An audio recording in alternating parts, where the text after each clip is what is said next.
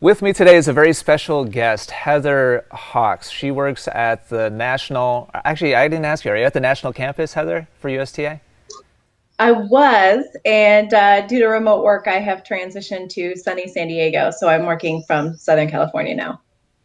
Okay, awesome. Well, thank you so much for joining me. I grabbed this from Heather's LinkedIn. She says under her job description that she oversees the process of delivering 2021 year-end ratings and advising key strategic considerations, algorithm inquiries, and customer education strategy for the USTA. So we've had, as you've seen, Heather, we've had a ton of inbound commentary, questions, concerns circulating around the whole topic of rating, the NTRP system, the USTA league system. And so it sounds like you're exactly the person to talk to. So thank you so much for connecting with me and being open to having this conversation. More than anything, I appreciate your time and I appreciate your insight. So thank you so much for being here. Yeah, thanks for inviting me to join. I have had a very big initiative around player education since I started with USTA National 5 years ago. I've been with USTA for a long time in a customer service capacity, but when I went to National specifically, I wanted to start educating people on the ratings. I felt like a lot of what we were hearing was a result of misinformation. So I appreciate the opportunity to get out there, answer direct questions, answer general questions, give general information, and I will be as transparent as I can. We have some limitations on what we can share for transparency reasons and proprietary reasons, and I always have to honor that. But I do not shy from the questions and look forward to getting some information out there today. So are you trying to say you can't give me the algorithm? Is that what you're trying to say? I am not going to put it up on the screen directly today. No. Darn. Okay. Well, okay. I'll scratch that question off my list then. Can you tell us a little bit about yourself and just to kick things off, how did you get into tennis? How did you decide to dive into it professionally? You just gave a little bit of insight as far as why you joined the USTA and kind of what you're passionate about. Can you talk a little bit more about how you got connected with tennis? Yeah, so I have a tech history. I started in tech in the early 2000s, and my tech career took me into sports technology. And I worked at a place called the Active Network, where I developed my relationship with USTA. I was working as a support person for all the USTA technological platforms. And part of my job was learning how to do database queries and manage all the business objects. And in part of that process, I got acquainted with the gentleman who wrote the NTRP algorithm many years ago. And through that relationship, began to absorb his knowledge. So when it became time for him to transition, I was sort of the natural next step in stepping into the role to focus on NTRP ratings. Through that work, to be honest, Ian, I don't have a tennis playing background, which is something that's unique about me. Who I am as an individual, though, is service is very close to my heart. So working on the link team, serving USTA, I began to develop a lot of relationships where doing what was right and enjoying what I was part of was really important to me because I had a direct line to the front lines. I was grassroots related and I was hearing from the constituency on a regular basis. And that's really what has driven me. It was seeing opportunities for improvement, seeing opportunities for education, and really carrying that in me just as someone who wants to do all they can for tennis now. 15 years later, I care a lot about tennis and I still see the opportunity and the growth potential of the sport and still bring that to what I'm doing with USTA. Okay, awesome. Well, thank you for your service. Thank you for working hard to try to bring the best experience and the best program possible forward for those of us who play in the system, who coach in the system. So the first conversation I had with you was just a breath of fresh air. It was great just to have a candid, open, conversation about the frustrations people have, and so I'm looking forward to continuing that here. So thanks for being here. I guess the first question for me, and let's just kind of kick off the whole algorithm thing. In a nutshell, I'd love to hear how the NTRP system works. And by the way, I reached out to our community online and got a lot of questions coming in. This first question from Andy, he asked, why is there not a clear-cut way to determine how a person moves up? So up, down, sideways, what exactly goes on in the system or in the algorithm that determines what happens to somebody's rating? Yeah, that's a great question. So the algorithm is based on relativity. So it's based on how you're performing relative to the players that you play or the other players on the court. So part of that, the answer to that question of why can't I tell when I'm going to move up or down for that matter, is because you don't know the ratings of your opponents. Now, I know we'll get into that a little later because we know that's one of the hot topics as well. But going back to how the algorithm works, if you and I are playing each other, it's going to look at your rating in hundredths in the background. And it's going to look at my rating in hundredths in the background. And it's going to make a prediction about what's going to happen on the court. Once those scores are entered, it analyzes that prediction, assuming the prediction was correct, and then it changes our ratings relative to how we actually performed. So if you're a higher rated player than I am, and I'm a much lower rated player than you, and you win every time, your rating may not move very much, if at all, because the system says, all right, Ian's much higher than she is. She's losing like we thought she was. They're probably in the right place. So the algorithm doesn't do much. So if you've got a win-loss record that suggests that you're winning a lot or all of your matches and you're not moving up, it's likely because you're already performing in a way that the algorithm expects. Another way of saying that is that your opponents, the people against whom you're playing, are low rated. Now, when I say low rated and high rated, I want to go just a little bit deeper on that. When we think about the NTRP levels, we think I'm a 3.0 or I'm a 3.5. Therefore, we're all the same level. Well, what's actually happening in the background is there's a rounding. So any player that is between 3.01, 100ths over the 3.0 line, and 3.50 is a 3.5 player. So if you're a 3.47 and I'm a 3.01, well, you can see why the algorithm would predict that you'd win. And if you win, our ratings don't change very much. Okay, that makes sense. I've heard, I don't remember where, I'm super excited to ask you this question because I don't remember where I heard this originally or how reliable the source was, but somebody told me, I heard once that the algorithm is expecting somebody at the very lowest part of, let's just say 3.0, an entry level beginner bottom of 3.0 player to lose 6-0 6-0 against roughly against somebody who's at the very top of 3.0. Can you kind of, I know that's obviously a very general broad example, but is that more or less the idea as far as how deep the individual levels are, 2.5 3.0 3.5 so on and so forth? Yeah. So I can't go too deeply into what those actual thresholds are and what those actual numbers are, but that's another way of describing the concept that within that band of, you can think of each level has 50 levels within it. So, that 3.01 and that 3.05, it really does say, okay, we expect that higher rated player, that 3.5, if you will, in this case, to win over the other player. It doesn't necessarily use the 6.0 6.0. It uses a variety of pieces of information to calculate what that expected outcome is. So it's not 100% clear cut in that way, but that's exactly how it works. It says, what do we think is going to happen? What actually happened? How do we need to change the ratings based on what actually happened? Okay.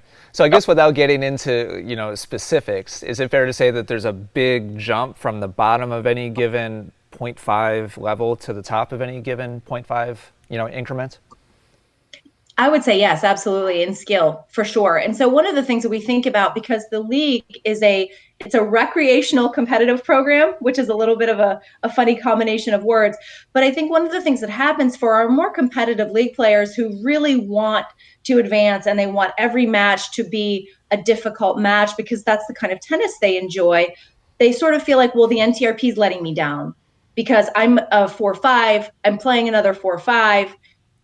I beat them handily. Where did the NTRP go wrong? Well, what's actually happening is that's a lower rated player. It's not that the NTRP went wrong. It's that in order to structure the league program the way we do, we had to draw lines somewhere. The NTRP was specifically designed to support the league program, which is broken into obviously those bands, the 3.0, 3.5, and so on and so on. What happens in that span is that inevitably you've got players who are what we call compatible yet not quite competitive. You see those competitive thresholds when players are closer together in their ratings in hundreds. So things like half levels. So one of the questions we also get is, why don't you run half level leagues? 3.0 to 3.25, 3.26 to 3.0.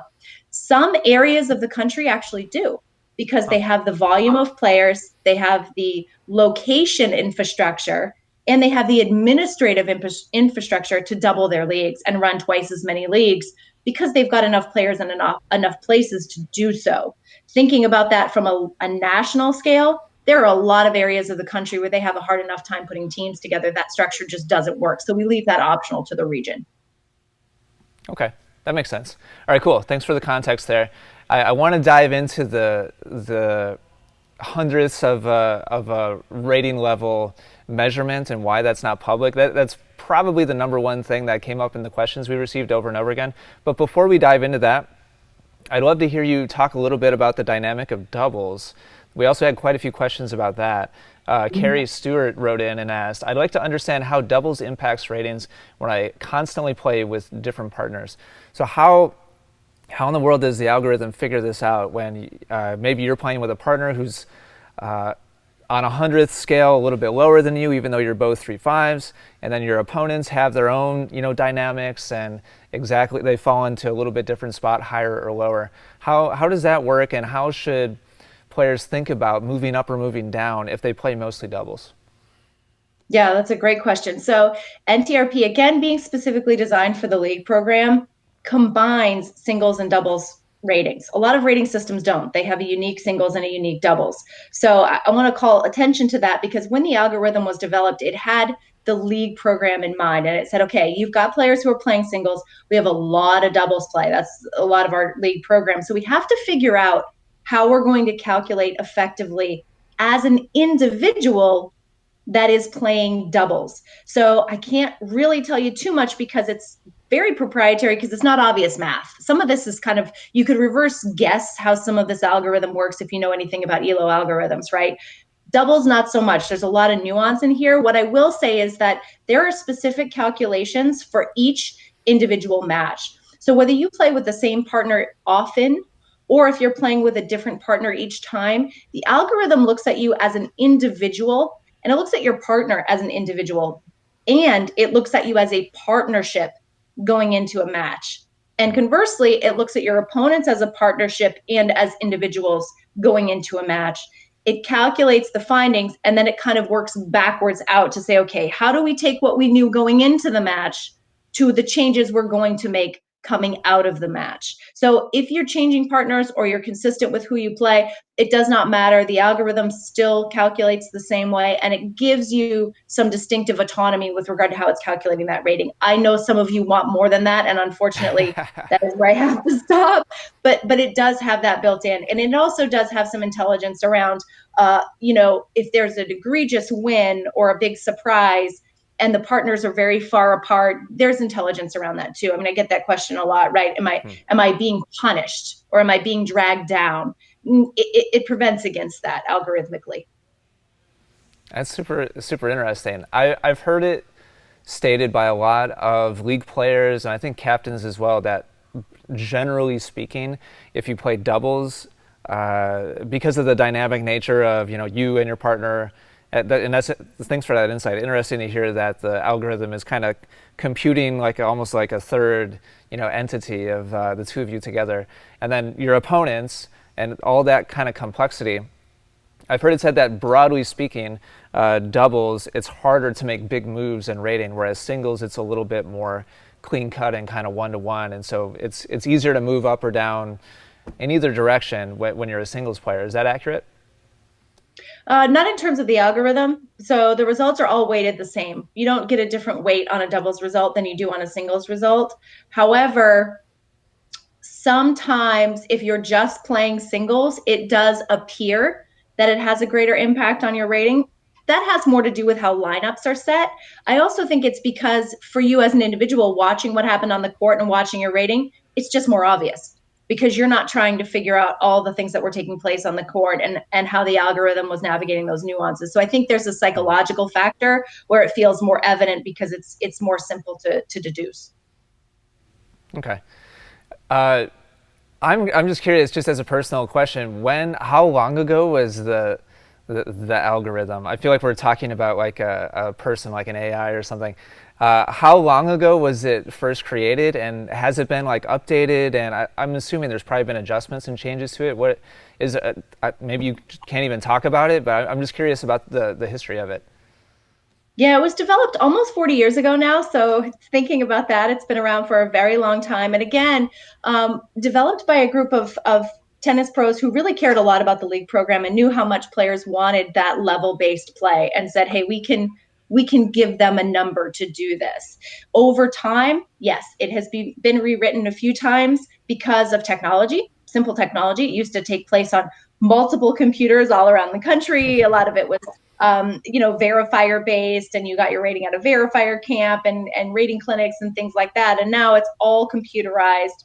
And it's been re-engineered as computer languages have changed over the years. In terms of algorithmic changes, yes, those are not frequent. Those take a lot of research and they take a lot of testing. And quite frankly, the algorithm has performed with tremendous predictability for a very long time. So we like to keep those changes incremental because we don't want to affect that predictability. So again, going back to sometimes the perception is either for an individual, I'm out of level, or that person's out of level. What we're also analyzing, we do listen to those stories and we do look closely at those cases when they're reported to us, but also from an aggregate level, our analysis, we track very, north of 76% on average predictability of a match, which means the match thought you were going to win. We played, you won 76% of the time, which, by the way, is on par with UTR, World Tennis Number, any of the other algorithms that we've tested in that way are very close to that 75+% threshold. So it does very well in that predictability. And we don't want to make changes that would decrease that, because that really is the cornerstone of showing us how the algorithm is performing overall. Wow. Yeah, 76%. Too bad you can't take that to the casino and apply it to blackjack or something. That's pretty amazing. Okay, so you briefly, let's touch on that really quickly, because I saw quite a few people bring up the topic of the ratings kind of clinics. That's actually how I was rated the first time, almost 20 years ago. Why did that get phased out? And are there any plans, or have there been any discussions about having some kind of verified or verifiable way to either get a rating or confirm a rating? Or can you talk a little bit about why that was phased out? Yeah, I think the main reason that was phased out, I'm not even exactly sure when that fully went away, had to do with cost, but it also had to do with something that, and this is not directed at any one system, is integrity. We found that there were a fair number of people hosting the clinics, even though they'd been trained, were sort of doing this like, oh, yeah, where do you want to play? Yeah, I'll give you that number. So it wasn't really bringing integrity just because it was a person. It was pretty subjective, unfortunately. And as that subjectivity grew, and as reports of the I just picked my level grew, and technology was also better enabling something like the self-rate questionnaire, we started to develop that, and that also has been fine-tuned over the years. I know the self-rate questionnaire is contentious. It's two-dimensional. It is only so good as the person giving honest answers, which is one thing. What do you do about people who lie? What do you do about people who lie in real life? I mean, if someone's going to selectively be disingenuous on the form, we hope the grievance process catches them. We ask people to confirm that they're being of high integrity when they fill out the form. Sometimes people fill out the form and their answers change, which means, well, geez, if they just answered that one question different, they'd be an entirely different level.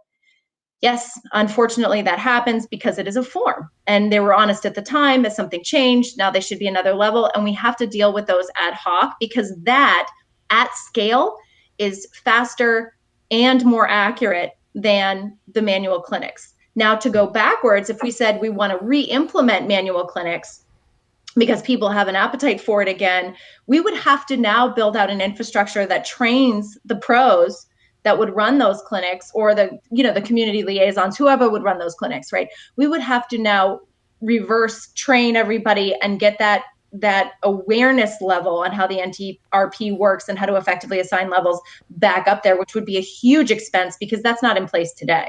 And part of what I do is working in training tennis pros. I am surprised at how much there is to learn in those communities as well. Some of them are very well versed. Some of them have a lot of learning to do around NTRP. So it would be a tremendous amount of activity to get us back to a level where we even had confidence in rolling out a program like that. Okay. All right. Interesting.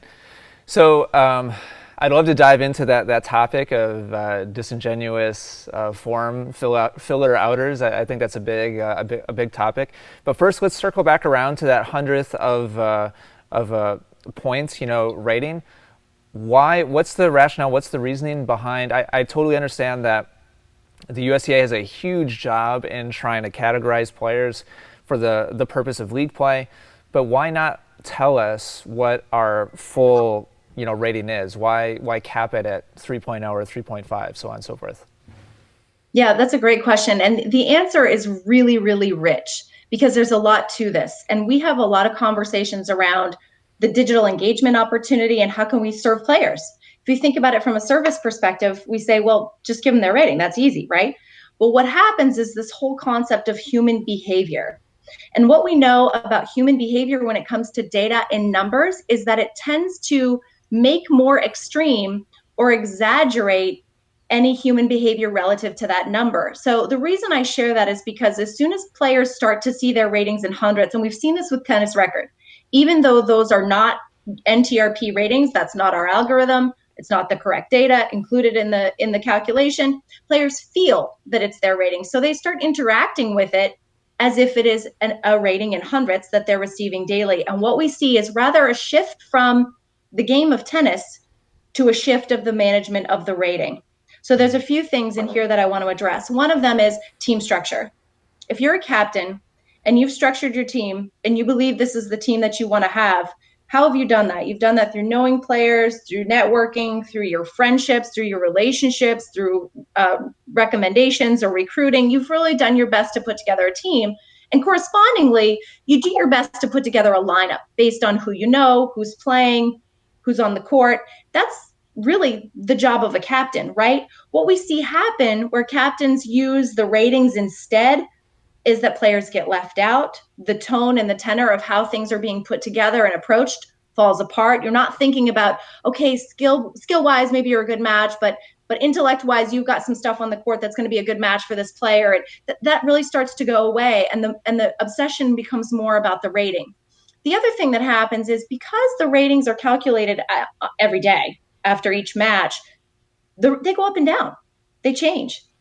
Your skill, generally speaking, does not change. Because you're a 3.47 today and you were a 3.45 yesterday, does not mean you're a better tennis player today.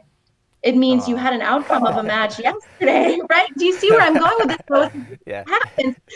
People fixate on these ratings and hundreds, and it kind of comes off the rail. This whole spirit of the league program kind of comes off the rails because we want this to be about play and team cohesion. If you're looking at ratings and hundreds, you're not necessarily thinking about that team all being at one level. You're obsessing over that rating in hundreds, and we see that a lot. The other thing is, I know when this question was in the comments, there was this concept of helping reduce sandbagging by seeing the ratings in hundreds. The actual counter thought process around some of that is if you knew your rating in hundreds and it was trending in a direction that you did not want it to go, you would be much better informed against which opponents you needed to sandbag and by how much and how often. So now we're informing those sandbaggers with really clear information that will give rise to the degree to which they're sandbagging. So that's not the whole story, that's part of it. But really what happens then is, okay, now Ian, you and I are 3-5 players. Now I know you're a 4-5, but I'm gonna make an example, right? And now you've had a really good match and you're a 3-5 too. It's the middle of the season and you show up to play. Well, now I'm upset because I'm a 3-5 and you're technically not a 3-5 anymore and I don't want to play you. Well, now we're obsessing about the ratings again, when in reality, we could have had a perfectly good match and maybe I could have learned some things from you on the court. Even if at the end of the day you still won, it could have been an enjoyable match. But now I'm not even thinking about tennis anymore. I'm thinking about your 3.5 too. And the teams start to break apart, the leagues start to break apart. How do we have regulations? And this is a question for anybody listening. If you've thought through this and there are suggestions around how you'd want to play in a league that's managed with dynamic ratings that are changing, and I say for better or worse, I don't mean it that way, but players out of level higher or players out of level lower, how would we manage that? Because we don't want to be shuffling teams and lineups constantly to keep up with the changing ratings. That's just not right. And it's also not true that just because you're a 3.52 today, I shouldn't be playing you as a 3.5. So is that the reason why you update the ratings just once a year? Is just to keep the team dynamic clean and simple, so there's not the worry about somebody, uh, you know, getting bumped halfway through the season, kind of thing? Yeah, it's always mid-season somewhere in the country, right? So no matter when we publish ratings, that we've talked about biannually, we've talked about quarterly. It's always mid-season for somebody. Now, this isn't to say this conversation's over. This is the most vibrant and robust conversation we have been having at USDA National since I've been on board, right? And especially with the advent of new digital tools, we're asking ourselves the questions, what else can we give them? Even if we don't give them the ratings in hundreds every single day, what could we do? What would be interesting? We certainly can give more information than we traditionally have in Tennis Link. And what is of interest to players from an engagement perspective? What would you want to go in the app and see, if not just your rating in hundreds? And if we went down that path eventually, which again is not off the table, we're just trying to figure out the way to do it while still mitigating against the impact it would have that is undesirable. And it's interesting, tennis record has really evidenced that for us. For a long time, it was a rhetorical conversation. And those of us in the digital realm were sort of beating the desk going, yeah, but you just think that's what's going to happen. You don't actually know.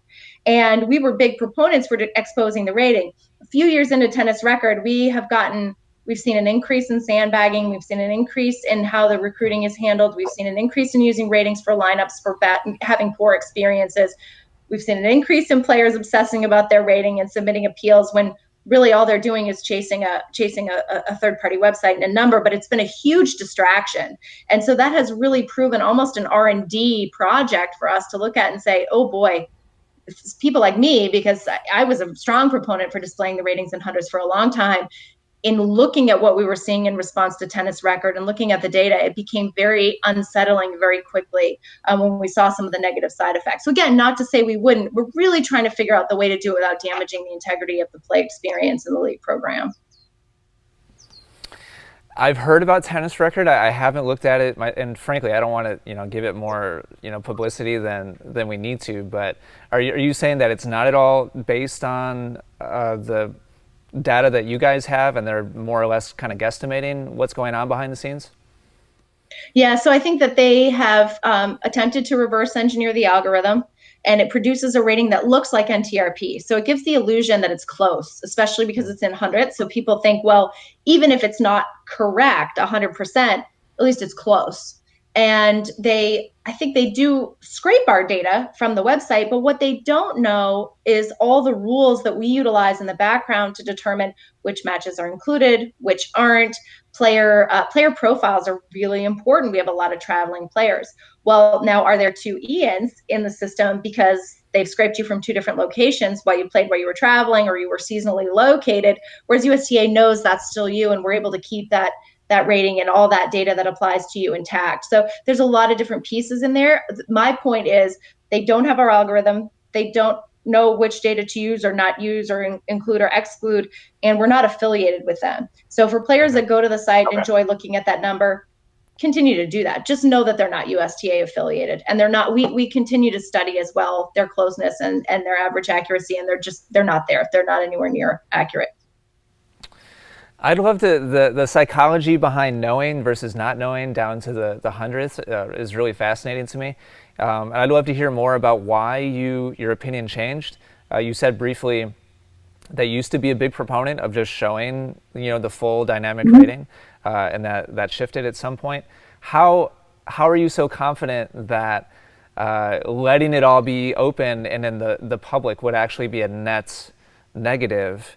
Because I've got to assume that, well, you tell me, would you agree that keeping it hidden has brought along with it its own kind of set of challenges in terms of psychology and trying to game the system and so on and so forth? Why are you so confident that it's a net gain to not show down to a hundredth of a rating? I love that question. And here's what I'll tell you. Let's think about this from a systems perspective, okay? I don't think in any given situation, as in working in a system, in this case, the league and rating system, we can be 100% confident in anything. We can't 100% predict what human behavior is going to be because that element is always the unknown. So one of my questions has been, what if we show it and these problems do take care of themselves over time? You are absolutely right. That is a possibility. Now, without actually doing that, now because we're in a system, what happens when you make a change that's substantial is that you think about it almost like water ripples gaining momentum as they get closer to the shore. Those systemic effects get bigger as they move downstream. So for us to say simply, well, we'll just show it and see what happens, that could really have some damaging effect on the leagues if we're wrong. If we're wrong that that's not right, and what we're finding is that it's going to be really hard to get those people back once they've had a bad experience, whether it's against a sandbagger or they didn't get recruited because their rating was too close to the threshold, or you name it, right? You insert the reason, right? So we said, okay, we can't risk that level of system disruption because that's players. We're losing players and we don't want to do that. So then we had the ability to look at what was happening in response to these other third-party websites and say, okay, are our suspicions correct? And what we found out of the gate was, yep, we saw a lot more. We saw substantially more in some areas, and 3 times more instances, reports of sandbagging, lineup issues where players weren't being played or recruited. So we saw tangible, numerically measurable instances that were by far troubling. So what we said was, okay, we kind of got to try it a little bit, and we don't like what we've seen. So now what we're doing and what those conversations are is, how can we alter the way the system works without those long downstream effects by doing something as extreme as showing the ratings in hundreds? And that's where that happy medium comes from. So for the people that want the ratings in hundreds tomorrow and every day going forward, I get it. Like I said, I come from sports technology. I want everybody to have their wearables and all their data at their fingertips. I think that's the exciting opportunity. The wild card continues to be human behavior. And if we had a session where we just shared anonymous email stories, reports, some of it is frankly heartbreaking. And so we really want to make sure that we're doing what's in the best interest of the league program. And because we're not sure what those downstream effects would be, we're treading very lightly in that share more data category. So as we start to roll out the new system for leagues, look for those features, ask for those features. Don't assume that the hundreds is off the table. We have to get to a place where we can accurately predict some of the impact as not entirely negative, not damaging the league program and alienating certain players, and making sure that we're making the right decisions for the system as a whole. Does that help and make sense? Yeah, absolutely. Has USTA ever considered doing a pilot of some kind, or like a small batch like experiment among members? It sounds like you have some data with auxiliary kind of websites on the side, but have you ever tried testing it with USTA players? Yeah, we've talked about it, and we have a couple areas of the country that have said no. Really? Most of the coordinators don't want to take it on because they know what's going to happen, or experience has told them what some of the impact is going to be. We are talking about pretty much any change like that we make.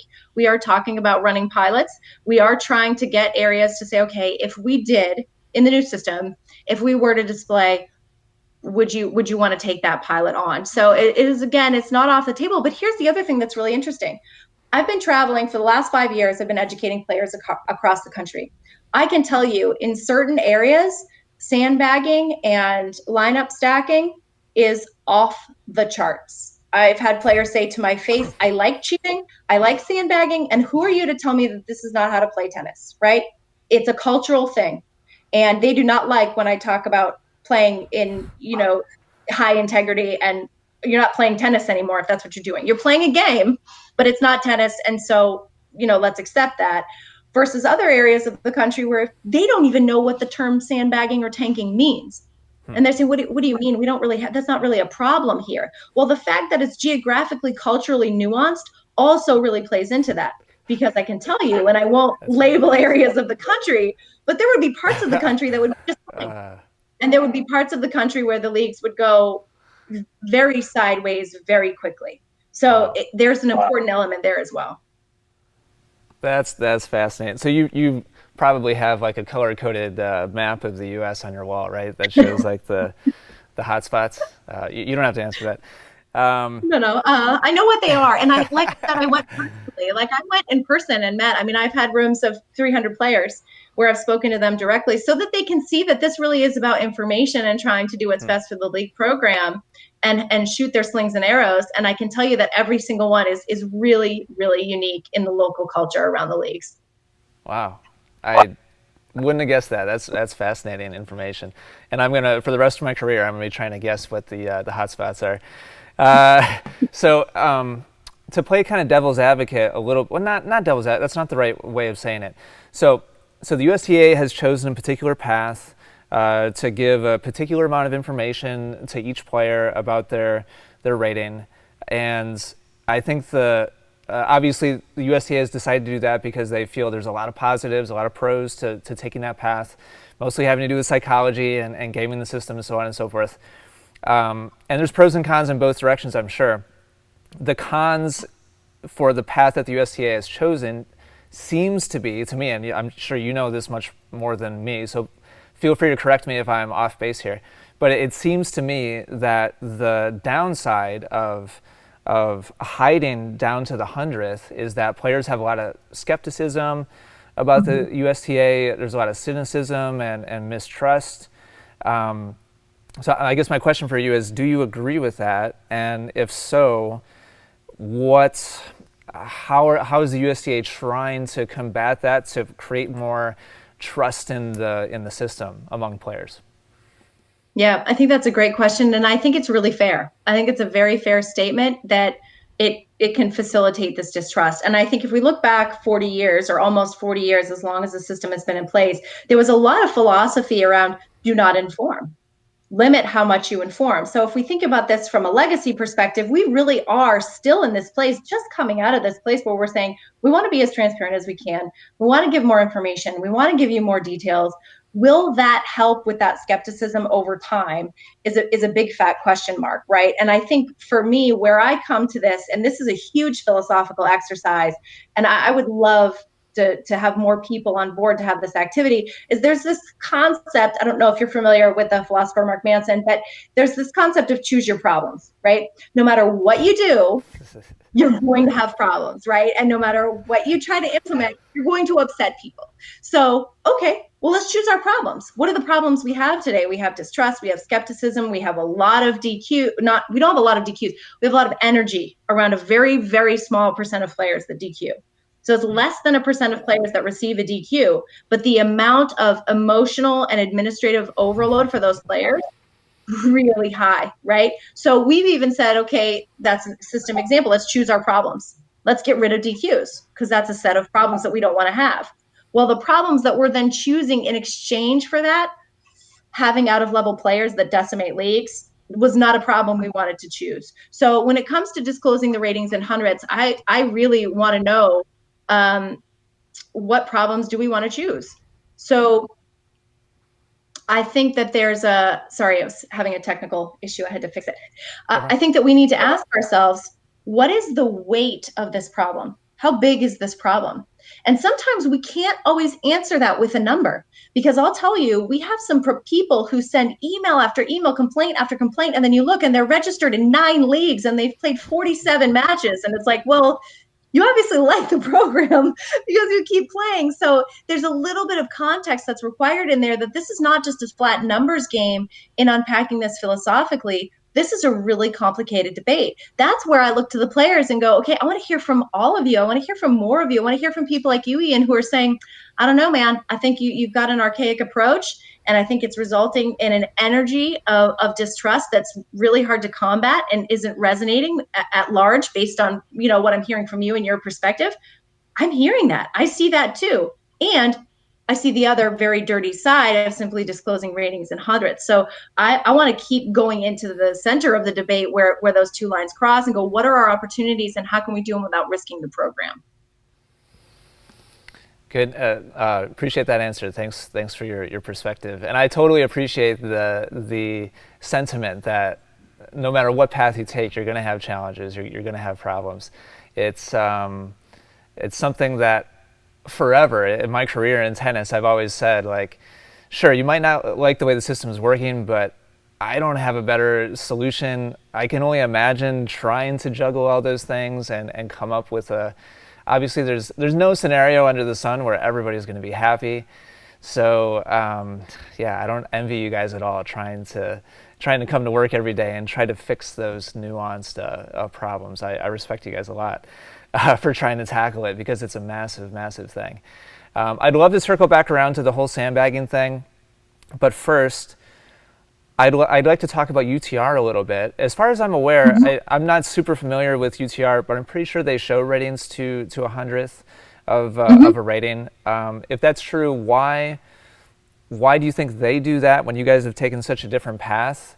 I'd also like to know in general what your relationship is with UTR, if you can talk about that. I've heard you've kind of partnered on some things, and I'm curious, and a lot of people have asked questions about what the future of NTRP and UTR is. So can you talk a little bit about their system? Why do you think they've taken a different path, and how is the USTA working with them?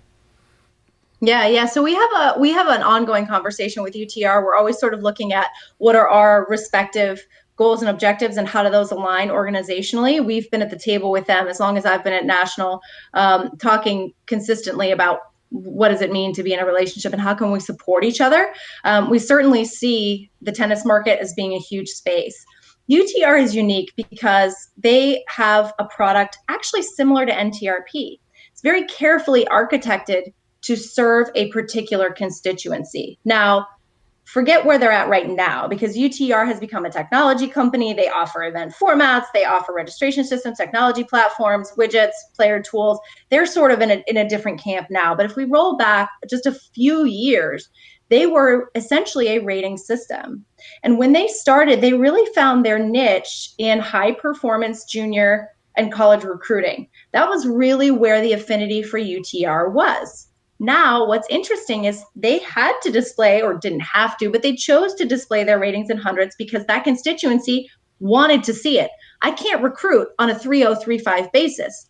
I can only recruit on a 12.41 or a 12.12 basis. So their group, their key market segment, let's not think about tennis as a whole, let's think about market segments, wanted the ratings in hundreds. Not only that, but as a business, people would pay for it. So it makes a little bit more sense, right?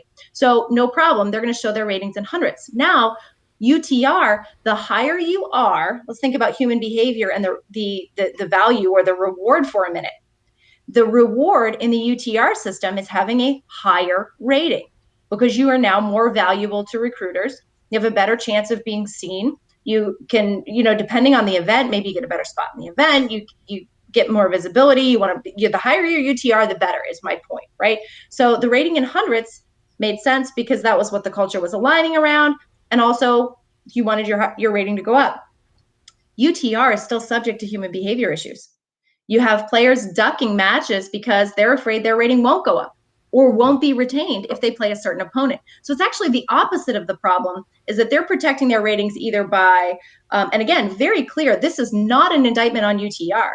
UTR is a precision rating system serving a specific constituency. Human behavior is the problem here, right? So human behavior is deciding, I'm not going to play for a while because I want to retain my rating. I'm going to duck out of that match because I don't like the rating of my opponent for one reason or another. Sometimes there are cases of falsified results because people are colluding to get certain ratings to go in certain directions. Still the problems of human behavior relative to the rating. NTRP, it's the opposite. I want to dominate at my level so I can proceed through the path and go to nationals. Or maybe I just want to dominate at my level because I like the way that feels. But either way, it's that element of human behavior in sandbagging. Wow. So you're saying the bottom line is that tennis players are cheaters? No, I'm just kidding. No, not at all. No, there are the issues of human behavior no matter what. That's what I'm trying to say. Man, yeah, it's crazy. I'm really valuing this conversation, Heather. I never, of course, being a coach, being a player, I've seen that through line, being a high school competitor, a college competitor, a league competitor, a tournament competitor. I mean, yeah, it's interesting, kind of reflecting on all my experiences in competition in tennis and then connecting that back to the whole rating, system. I completely hear where you're coming from. So let's dive into. Thanks for your perspective on UTR. I'd love to dive into the human psychology and behavior side of things. I don't even know what question to ask. Like, can you maybe kick this off? Like, how does USTA view sandbagging? What measures do you take, to the extent you can talk about it, to try to limit it? Obviously, you can't stand there next to every person who self-rates and hold their hand and hook them up to a polygraph test. I'm sure you would love to be able to do that. That would probably simplify Yeah. things a lot. But that out the window, like how in the world can you even manage that whole problem? Yeah, I think that's a great question. And this is something that we're trying to figure out, always trying to figure out, and definitely want to hear from players. There's a few things to think about when we think about tanking. Generally, it is a very unique psychological profile. So I by no means, again, was trying to say that this is someone that tennis players cheat. But if you think about the fact that I'm sorry, I thing, never tried to put that in your mouth. I no, apologize. I would never say that. It's that, look, there's value in the number. The number is the thing. With UTR, it's the thing, and with NTRP, it's the thing. So when that becomes the thing that people want, well, then we see that compromise of values around, do I just want the best match on the tennis court, or am I going to focus more on that number? Because somehow, and this is the psychology element, Ian, which is so important, somehow my value as an individual at a core level is attached to a number, Yeah. right? It's laughable, but we've got 10 and 12-year-olds and their parents No. obsessing about UTR because of college, right? Well, I now talk so. that kid, I'll yeah, just jump in just for a quick second. I talk so just my own, coaching, and a lot of what I deal with is mental toughness and psychology. And I mean, I'll be the first to agree with you. People overvalue the number, and it's not just a huge problem for the how well the system works, but also in terms of people's happiness. It's a shame that yes. people put so much personal like weight and value in it. Anyway, I'm sorry. I'll kick it back over to you. I totally agree. Yeah, no, I actually love those comments. And I think, so just so people have perspective, I have my degree in systems psychology.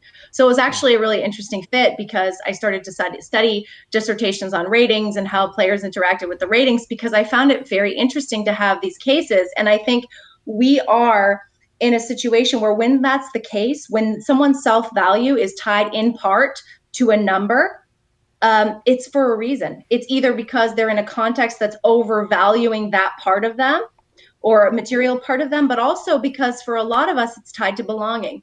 And this is one of the biggest parts of our psyche. And one of the things that impacts us the most is our sense of belonging. So if that's coming from that association with that number, well, then of course it makes sense. And I've heard stories of NTRP. We once had an appeal that came to us. I'm going to say this wrong, posthumously. The gentleman had passed away, and his passing wish was to have 4 or 5 on his headstone. And so, could the committee grant this Oh appeal man. so that his wife could put this on his headstone? Think about that for a minute. Now, of course, the appeal was granted, but that hurt me on levels just from a human perspective. I also had a friend who said, oh, you work for USTA. Do you know anyone in ratings? And I said, funny you should ask. And he said, my best friend wants to propose to his wife, but he won't until he's a 4.5. He doesn't feel worthy until he gets that 4.5. Can you help me out? And I thought, Wow. what has happened? And this is not a judgment on them. This is really a systems question, but think about it. Why is that number so important? And if we could keep the tool in context, if we could keep the rating in context as a player, it's a tool for us to find the players, the matchups, the opportunities, whatever we want it to be, in a landscape of other digital tools that are helping us build the play experiences we want to have, and have, no matter what stage of development we are, have the development we want to have, right? Thinking about developmental principles. This is a huge one of my soapboxes, Ian, is how do we incorporate the ratings with developmental principles to teach players to have the good behavior? Until we're doing that, I think we run the risk of human behavior trumping what the role of the rating should be. The rating should not be the be all end all by itself for anybody.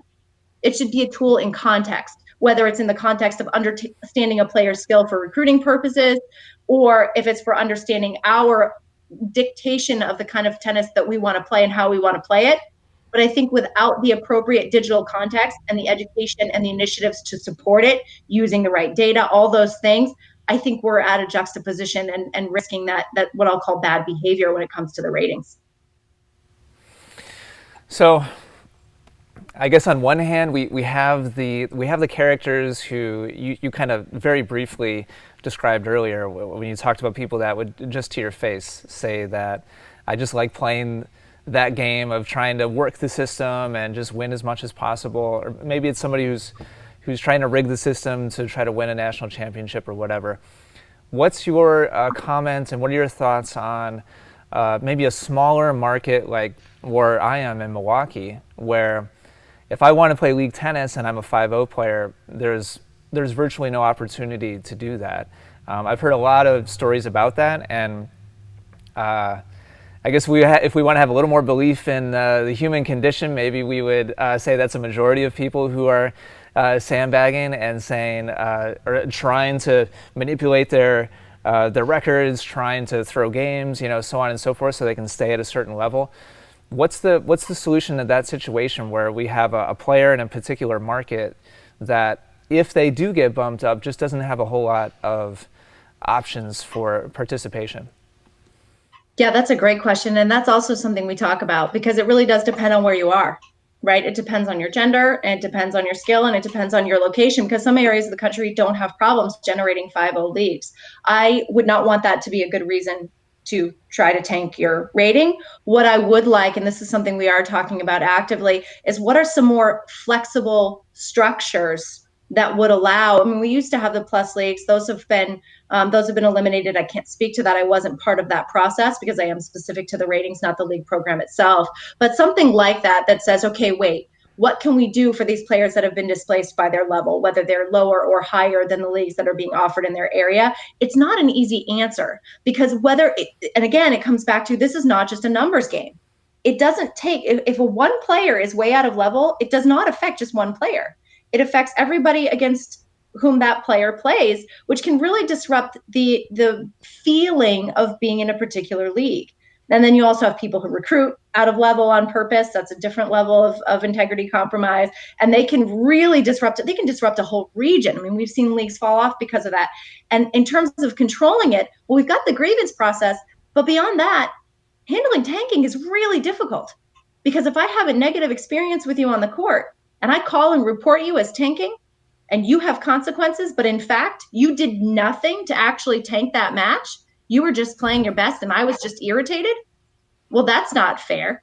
Well, it's also not fair if I call and report and no one does anything, but you really are a known tanker. So I have my own philosophies about some ways to deal with this, but from a he said, she said, what do we have? We don't have anything. We don't have evidence. There's no physical evidence other than witnessing, which again falls back into the he said, she said unfair territory, because there's always another side to the story. There's always another perspective. There are people who tank habitually, and the sections get a lot of reports. Unless there's a grievance, there isn't anything we can do because in a court of law, the he said, she said probably is not going to hold up. So one of my ideas, and I don't get a lot of love for this one, Ian, but I'm going to be honest with you, and I'd love to hear what you and what your viewers think. But what if we had a almost like a star system? No words, no text, probably because people can be really rotten. But a star system that helped us average out over time how a player was rated as an opponent or a partner. So yes, that first match where I did not have a good experience with you, I'm going to give you 1 star. And someone might see that and go, oh, Ian only has 1 star. And they go, well, he only has 1 rating. He just started playing. The more you play, the more that 1 star goes away because people realize I wanted to feel redeemed on a day where I had a bad match. So I gave you 1 star. But over time, you're 4.5 stars because you're nice to play with and people like it. If you're tanking every match or a majority of your matches, you are not going to get 4.5 stars. And people are going to know, and captains aren't going to want to recruit players with 1 star. That takes time. Yes, it's subject to human moods and whatever.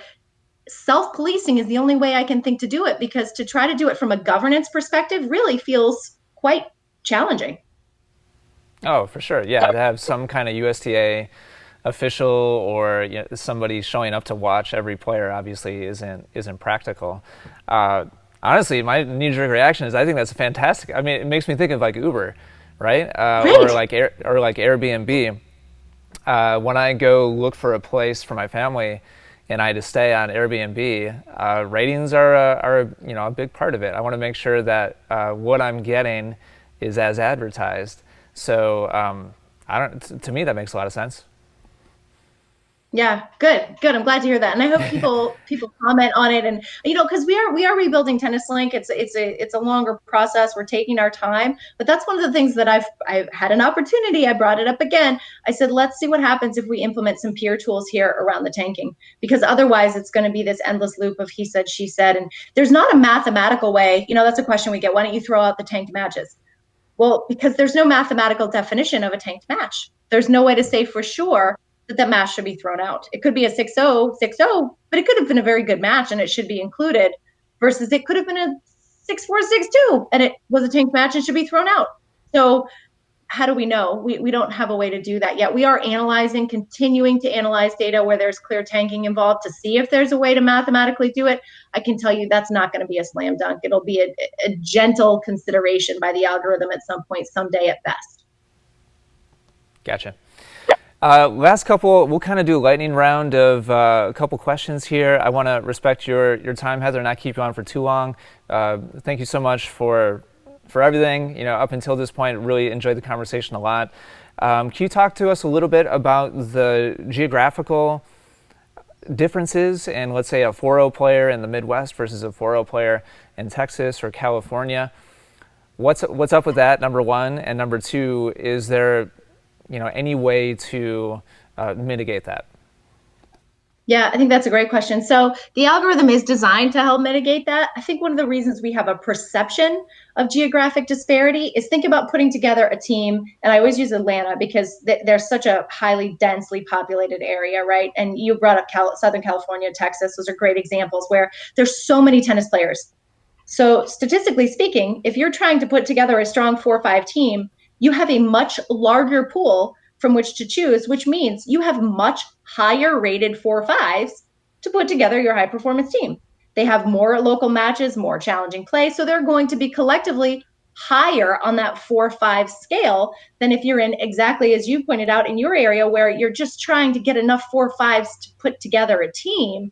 It's going to be very different. So those team averages in those high populated, high activity areas tend to run higher than in the more disparate or lower activity areas. It's just the nature of how sports statistics works. You're going to have a better team from a bigger area. It's not so much that there's geographic volatility. The algorithm, like I said, it has mechanisms to help bolster against that. I think that sometimes when players get to nationals, they feel like, well, that's not fair because it looks like the teams are out of level. When you look at the data, and every year we look at all the national results and we really look at the data and who won and what did we think, and do a lot of analysis. What we are seeing are those higher team averages. Even though you're both 4-5s, you've got more high-end 4-5s versus more of the lower-rated 4-5s on this end of the scale. And that's just, again, it's just a population density factor. So if I'm hearing you correctly, in theory, a 4.14 in Milwaukee and a 4.14 in Florida and Texas and SoCal should all, in theory, be the same level? Yes, they should. Yeah, and maybe that's not perfect, but by and large, what we've seen is when you're looking at players that have the same rating in hundreds, that predictability is still performing the same way no matter where they're from. We test that. Huh. Interesting. I Yeah. feel like I've had, maybe it's just psychology, but it feels to me like I've had a lot of interactions that seem to say that it's otherwise, but maybe it's yeah, because there's like I feel like around USTA ratings talk, there's like a phrase like a California 4 or 5. In other words, like players in California, tend to be strong. There's so much more play, so much more competition, and opportunity up and down the rating scale. It seems to be a stronger region, but is that all in our heads? I think a lot of it is. I think a lot of it is psychological. The data, like I said, the data doesn't support it because that is something that we Hmm. specifically look at. What I also say is, though, if you've got examples, send them. If you've got a team if you go to nationals and you see a team and you're like, Heather, no way. No way. Tell me what's going on with this team. Send it to me and we'll look at it and we'll see what's going on with the team and I'll tell you. I mean, I can't tell you ratings in hundreds, but I'll take a look and figure out from an analytics and back end perspective what is actually happening with what appears to be a geographic disparity. Kind of last question for me, and this is kind of more of a selfish question. I just appealed down to 4.5, which, in full transparency, I believe is the right rating for me here in Milwaukee, based on my results against other 4.5 players, aka getting beaten badly by other 4.5 players around here. And so I know I have an S next to my name now for self-rated. Can you talk a little bit about that process in terms of, I know that if I get flagged, if I win by enough times, if there's complaints, then all of my results might get disqualified. Can you talk a little bit about that process and what should I be mindful of? Yeah, great question. So each section of the country can handle the DQs differently. So that's a disqualification, which means a player is out of level. That out of level is evidenced by 3 strikes. Those strikes fall into something that we call a clearly out of level threshold. So really what we see in a pattern that someone who disqualifies Ian is usually it wasn't just that they had 3 matches that were clearly out of level, which is way, by the way, way into the next level. It's that all of their dynamics are generally speaking out of level. It's usually what we see. We do that because we want to keep players in the right level. There isn't really another way to do that because when it comes to self-rated players, we don't know that the questionnaire answered them properly or sorry, rated them properly, even if they answered accurately. So what we're trying to do is give them and their opponents the best play experience possible. There's nothing malicious about this process. What I will say, let's think about you, for example, is as a 4-5, you've appealed. Let's say that the first 3 of your matches were against very high rated 4-5s. Maybe they were all 4-4-7s. I'm making that up, but so we can see the clear illustration of the example. And maybe all 3 of them had bad days. Someone got hurt, someone bumped a car in the parking lot, and someone was hungover, and you beat them handily. Well, guess what, Ian? Now you're disqualified. It doesn't mean the system is broken. It means that the algorithm doesn't know that they all had bad days. So this is where it comes back to, we're in this conundrum of we have to be objective, or yes, objective, that's the word. We have to be objective because we have to let the algorithm do its job. There is sometimes nothing we can do about the proverbial luck of the draw.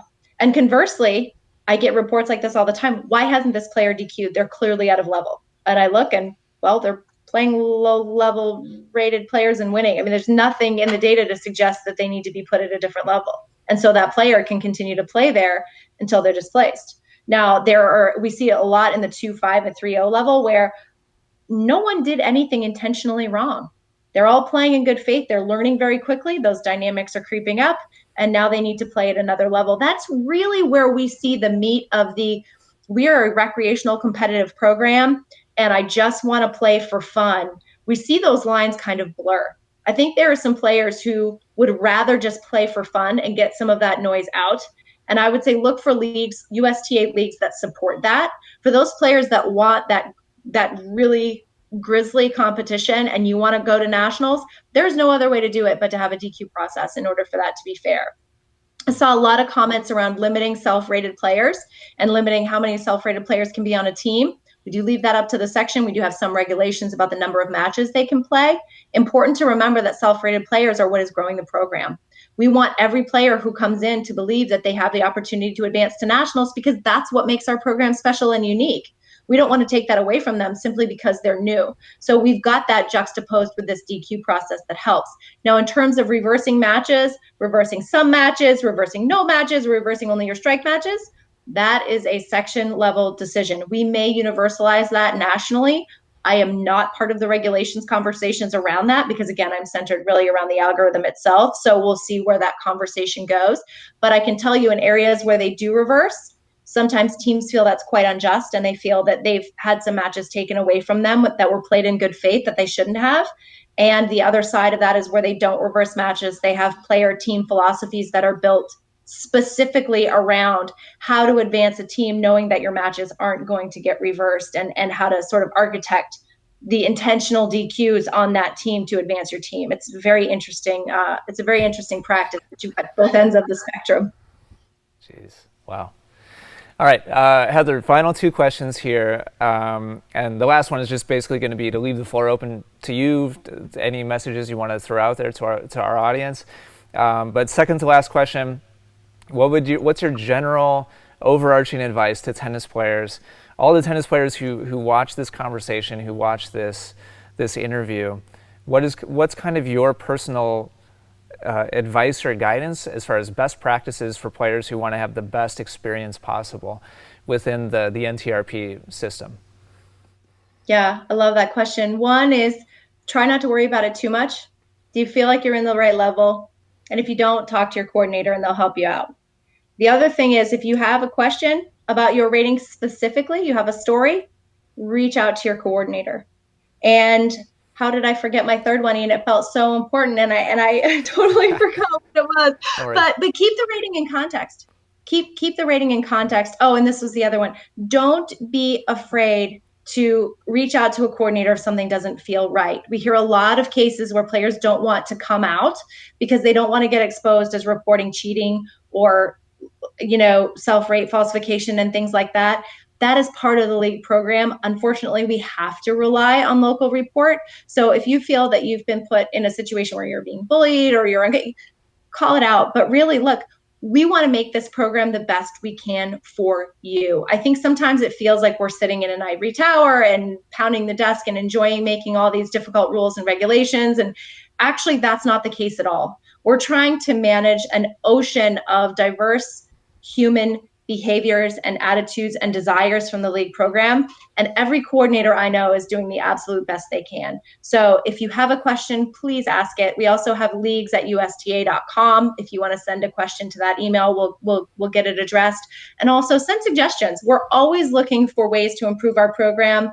And when we get suggestions, we actually do really dig in and look at them and see if there's something we haven't talked about in there, or if there's a way to consider what a player is recommending. So we always appreciate that feedback directly from the field. Awesome. Where's the best place for players to find their local coordinator? That's a good question. On your section homepage, on your USTA section homepage, it will tell you who your league person is. And you can just Google USTA section, whatever. And if you're not sure, put in your zip code and it'll tell you what your section is. Okay, great. All right, great stuff. Any final thoughts, any general messages that you'd like to extend to our audience of tennis players? No, Ian, thanks so much for the opportunity today. Thank you for hosting. Thank you for the great questions. Thank you to the players who put questions in there. Keep them coming.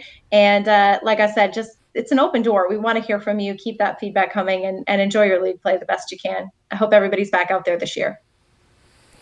Well, thank you, Heather. Just speaking, personally, it's been very, very enlightening conversation for me. Psychology is one of the few subjects that I paid attention to in school. I find the whole dynamic really, really fascinating. So it was just great to hear your perspective, great to hear the perspective of the USTA, and just kind of talk through the challenges that all of us have, trying to cooperate together in the system. So I really appreciate your transparency, your openness, and just frankly your willingness to come on a random YouTube channel and talk through it. So thank you for your time. Thanks for your vulnerability and just for being open and talking about it. I know all of our audience is going to appreciate it a lot. So from everybody and from those of us here at Essential Tennis, thank you so much. Excellent. Thank you so much, Ian.